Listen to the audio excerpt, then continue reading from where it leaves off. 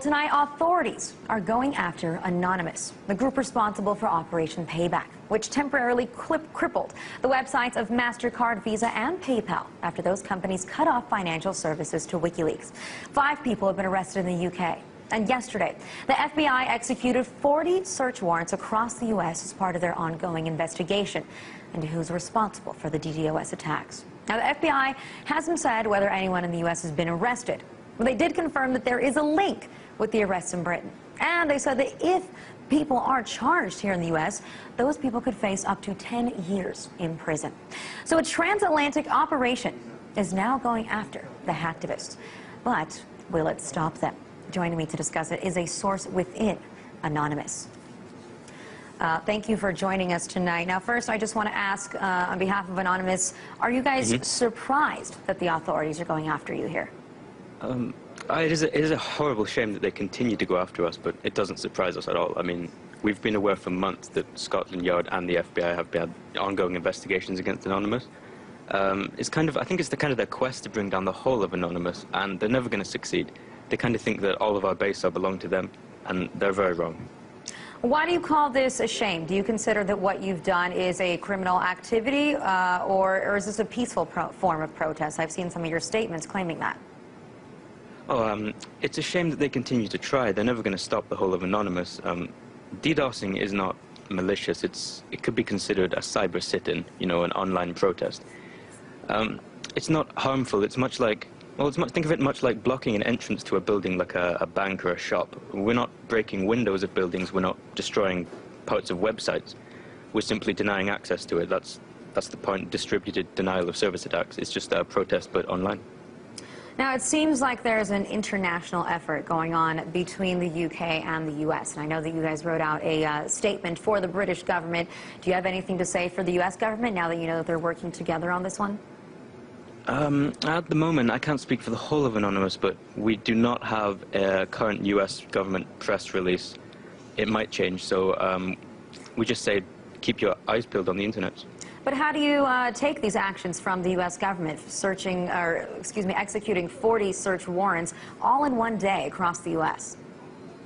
Oh, we're taking it quite well. We're trying to find out who it is. We're trying to support people. It is a pain. Again, we're not worried that they're going to catch all of us. Hold on, sorry. My connection is giving me issues. Are you still with me? You can keep talking so we can see if we can still hear you. I think that we may have lost our Anonymous representative. Please tell me if you're still with us and your connection is better.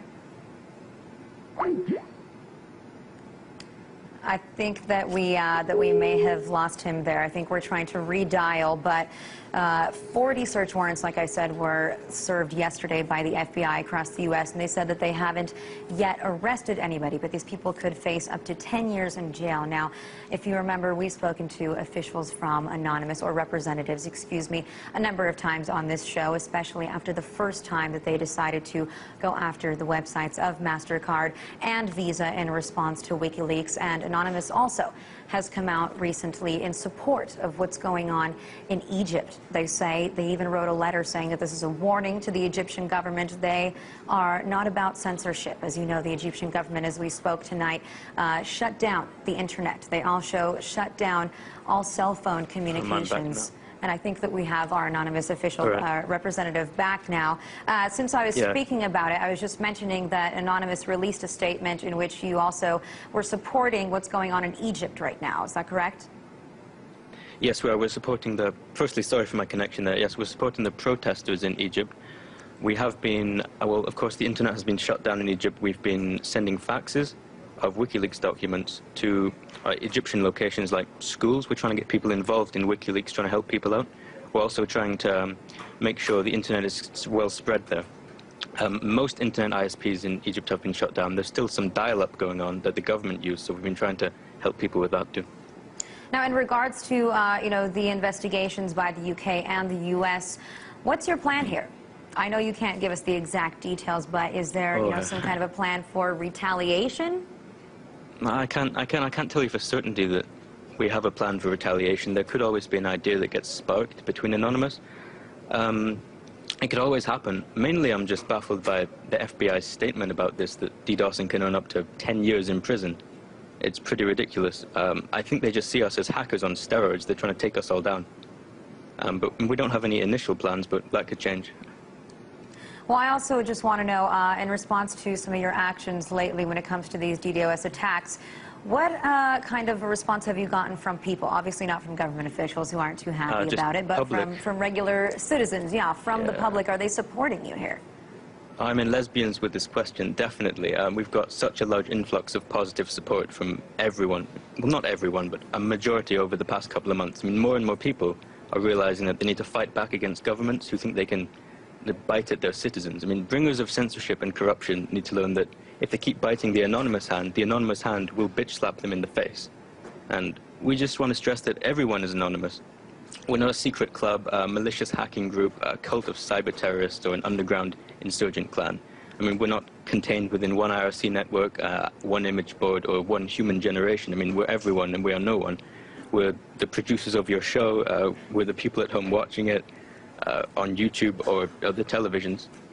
And if you want to help out our cause, we have sites like anonnews.org and anonops.ru to get started. We have press releases, news sources, a forum, and a public IRC network that you can come on any time. We're never going to give you up, we're never going to let you down.